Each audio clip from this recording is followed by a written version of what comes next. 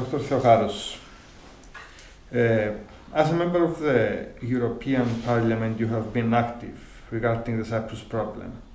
And as far as I know, you have also visited Turkey in the context of EP delegations, and you dared to express your personal views there, which is quite courageous in my point of view.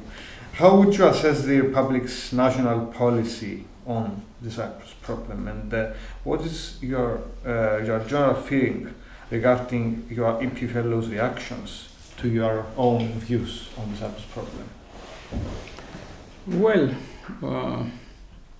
it's my duty to express my personal views either in Turkey or anywhere else when it comes to a discussion concerning the issue of Cyprus.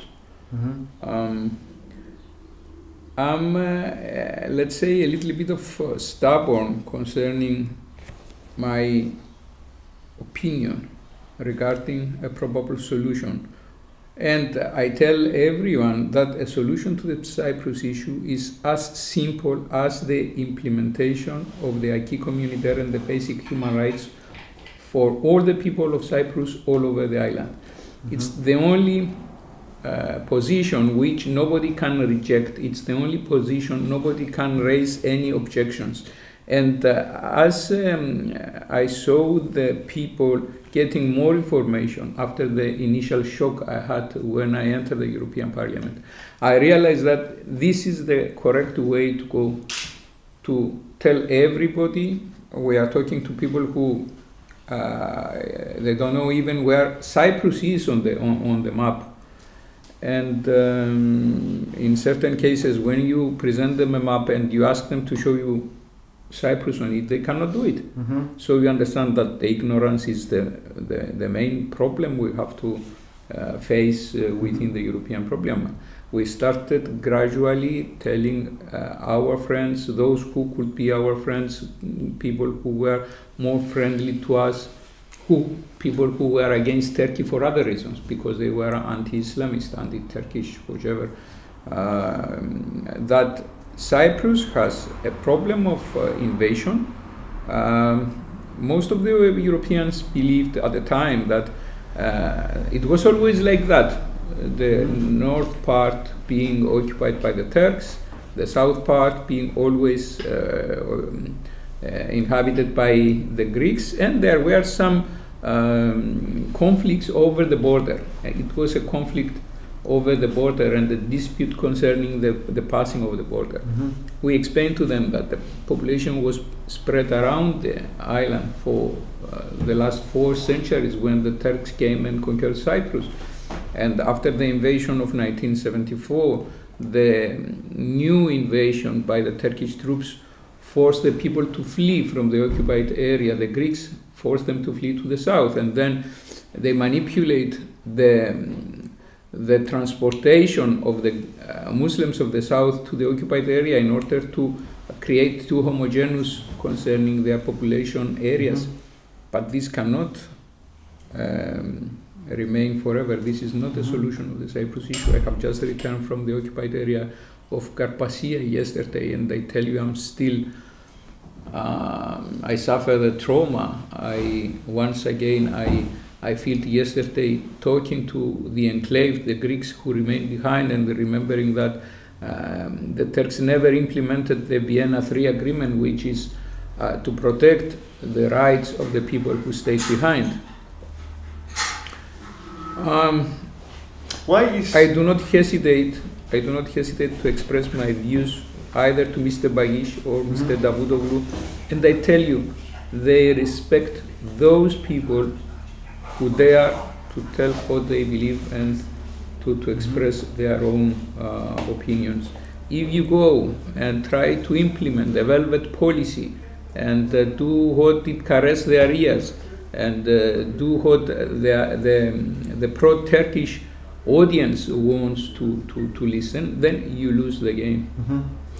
You just spoke us of a terrible lack of information in the European Parliament regarding the essence of the Cyprus problem and the the real nature of the Cyprus problem, which is annoying regarding people here suffer occupation, and they suffered invasion in 1974, though this is not established as a part of the common knowledge in Europe.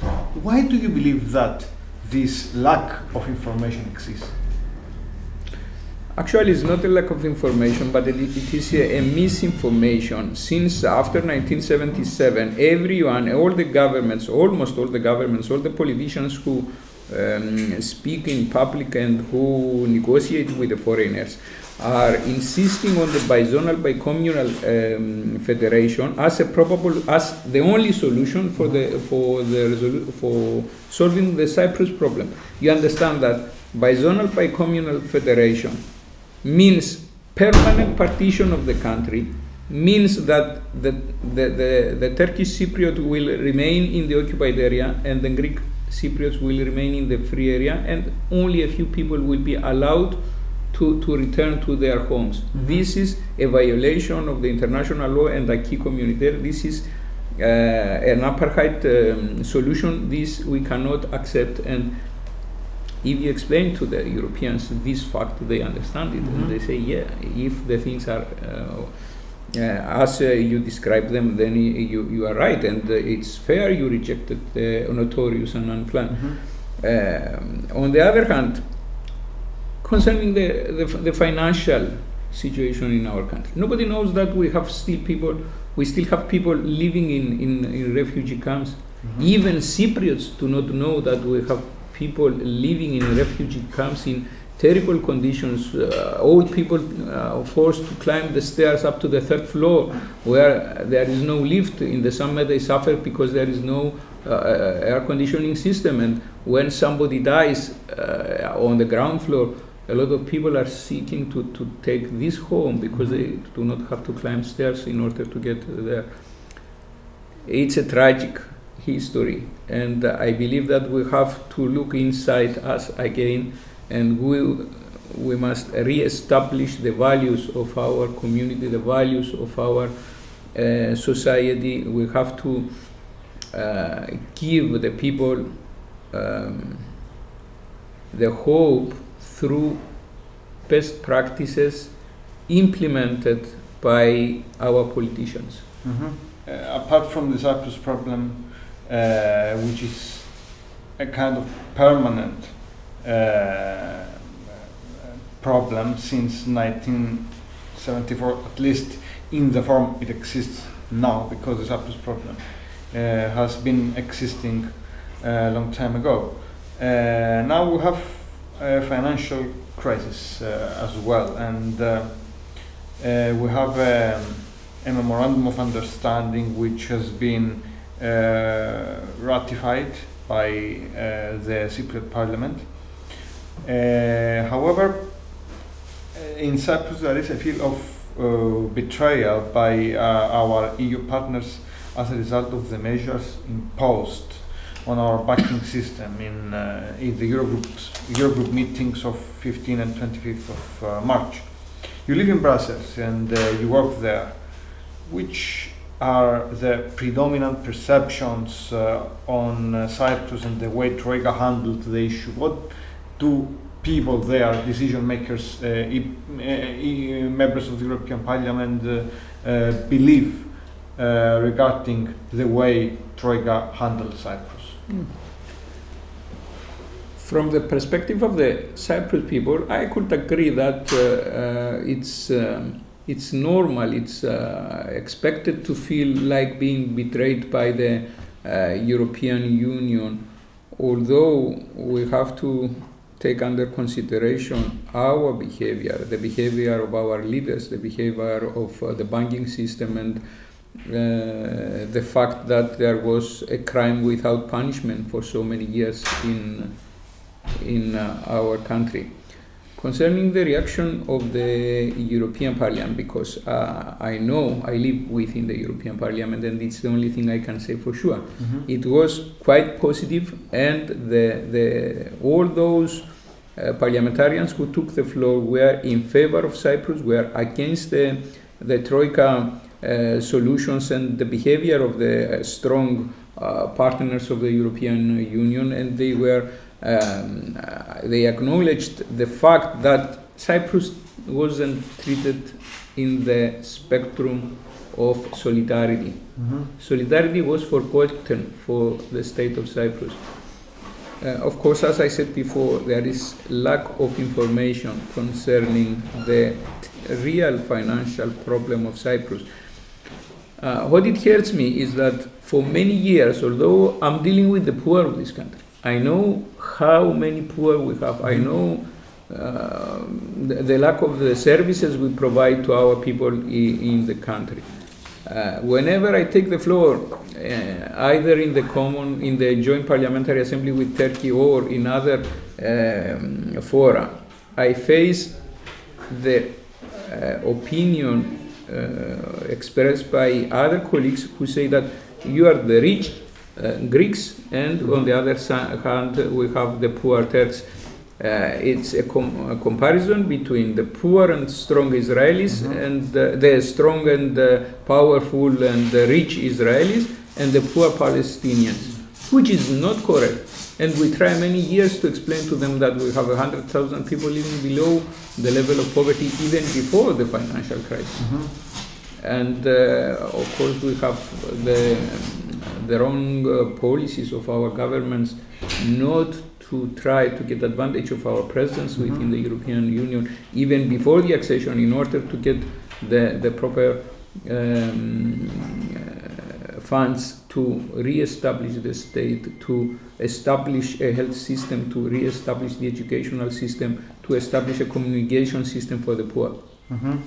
We have a lot of things to talk about that, but I believe that it's not the climate. So, yeah, so it's a set of misperceptions dominating on this issue as well, just like the Cyprus problem in the European Parliament, at least in some specific, in the minds of some members of the European Parliament, that Cyprus is, at least the Greek Cypriots, is the rich part in Cyprus. Well, I hope that this will change now due to the unfortunately it will change, unfortunately, and but at least we will have the chance to fight for a better management on the Cyprus problem and on the Cyprus financial crisis from the part of the European Parliament.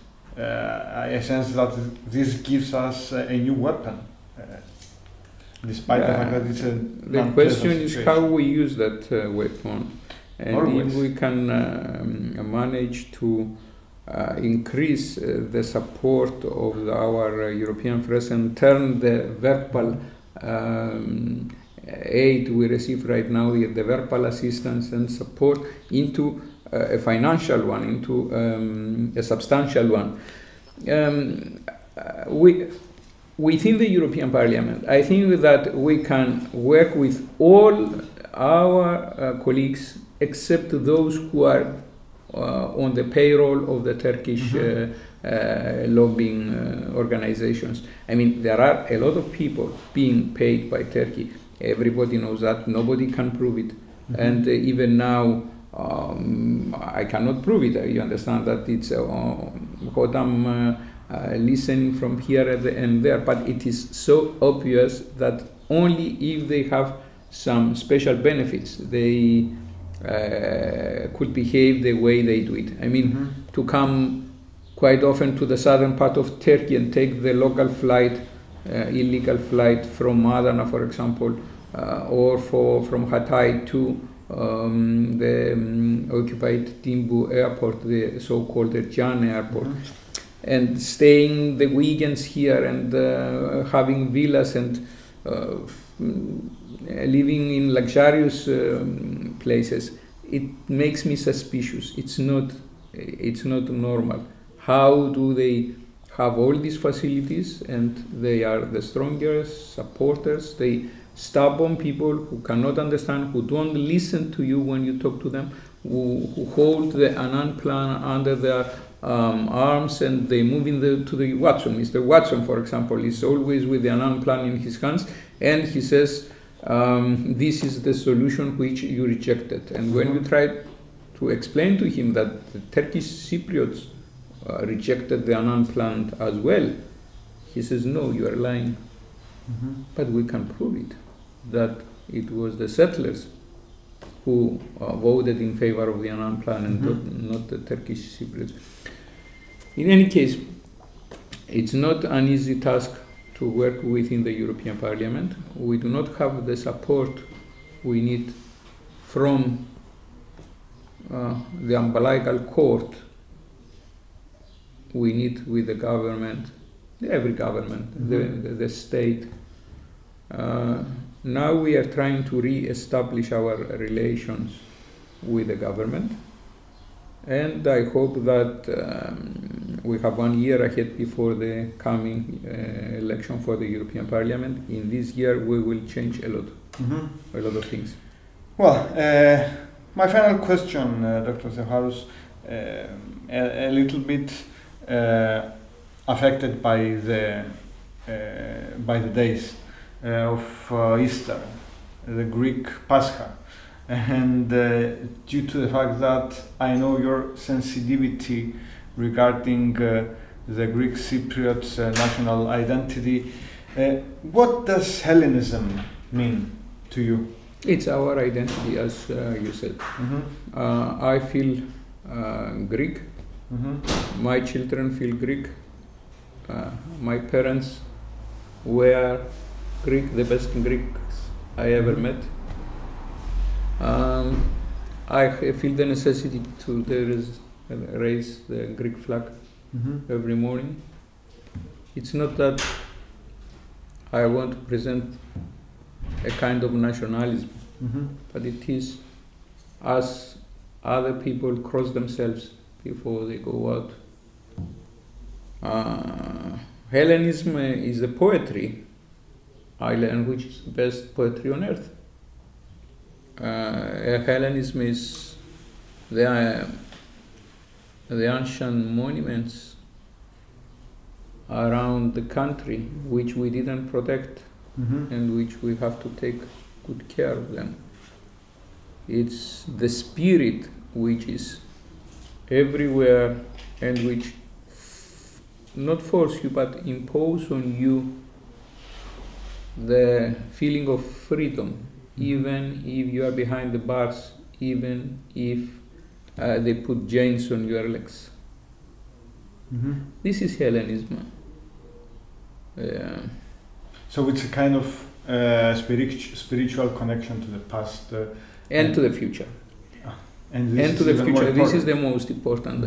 I believe that if we do not inspire the young generation with this feeling, if we do not give them ideals and moral standards of the highest level, then we will lose a generation. We owe them what it was inherited to us by the previous generation. We owe them the history and all we learn from the struggle of our people for liberty. But what we are giving to them?